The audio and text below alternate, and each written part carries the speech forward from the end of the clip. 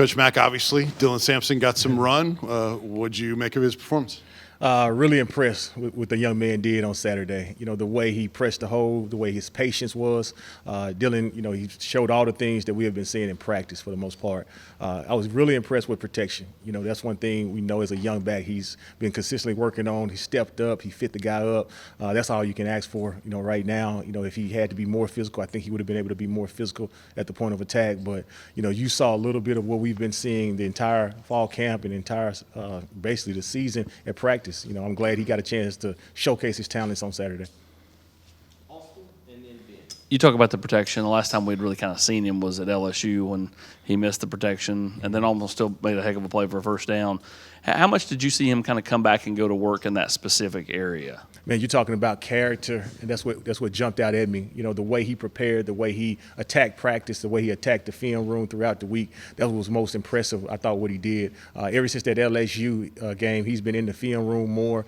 He's determined not to make that same mistake twice, and that's what you want from any young player. You want them guys to understand how important that is and to grow each and every day from it. Jerry, Jalen hasn't lost a lot of fumbles this year, but there's a 5-6 game stretch to start the season in which he put the ball on the ground to start the season. Hasn't really done that the last couple of games.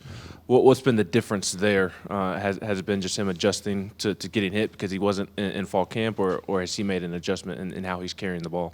Well, I think you're spot on. I think, you know, when you go through 20 or so practices in camp, and he never was able to go through really a full contact practice where you actually have to squeeze the ball and strain, I think the first few games of the season really caught him off guard. Just that sense of urgency and really the focus of making sure you squeeze the football. Some of those fumbles were just simple, not bad ball security from a standpoint of where the ball placement is, but some of those fumbles were just not squeezing the football when you got out on the perimeter. Some of it is also trying to do a little too much, try to drain extra yards, when the reality of it, all you have to do is put two hands on the ball and squeeze it, and then get what the defense gives you, take what the defense gives you and fall forward for more yards. But as you can see, you know, the last few games, I think he's been doing a pretty decent job, especially the last game for the most part, just making sure he squeezes the ball, making sure we emphasize those certain things in practice. One thing Jalen does a really good job of, every time he takes a rep in practice, he's intentional about trying to do the things that he needs to work on for that upcoming week.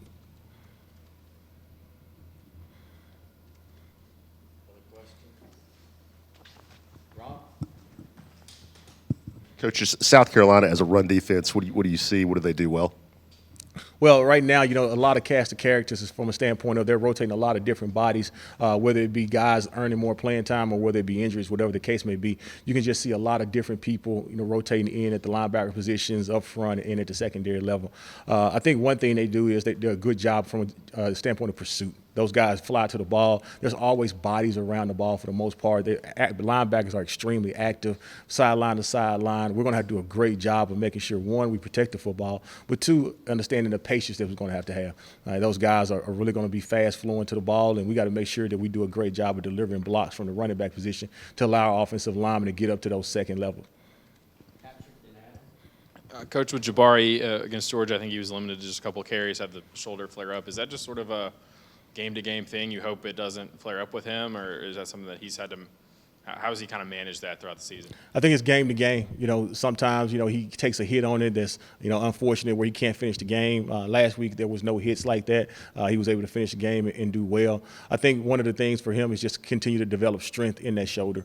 So we got some things in the training room and also in the strength conditioning program that are helping him gain that strength within that shoulder. So far, so good. You know, he sometimes when he doesn't finish, he's right back at practice on that Sunday, Monday, and rehabbing and doing the things he's supposed to be. You know, he was full speed today, no issues, played actually fast today at practice, to be honest with you. When you guys are subbing running backs during a game, is it purely based on personnel packages? This guy's got to be in for this specific package, or is it more sort of fluid of you're looking when a guy needs to come out or go in? How is that communicated during games and when you sub? I think it's a little bit of both. You know, at times we have certain situations, certain packages where we want certain backs in the game, whether, you know, we're always trying to take advantage of a guy's skill set. You saw in the game, Dylan Sampson called a simple swing screen, a flare screen, and then all of a sudden he's still on the field going through jet motion. That was just one of those situations where he has really good hands and we want to get the young man in space. And then sometimes it's all about the flow. You know, I'm watching those guys to try to gauge exactly when they may need to come off the field, because sometimes they don't want to tell us that they need a blow. So as a coach, it's my job to make sure I'm gauging that on the field. Last two, Jimmy and Vince. Coach, South Carolina gave up, I think, 370. South Carolina gave up 374 yards to Florida rushing. Do you look at that tape and think, hey, these are some things we can incorporate in our game plan? Well, we always look at, every film and just try to see, what we can take advantage of, as far as what the defense is going to give us. So those are things we're always going to look at. Obviously not a great day defensively as far as giving up on, yards on the ground for their defense. But, they're professionals. They're going to get those things fixed.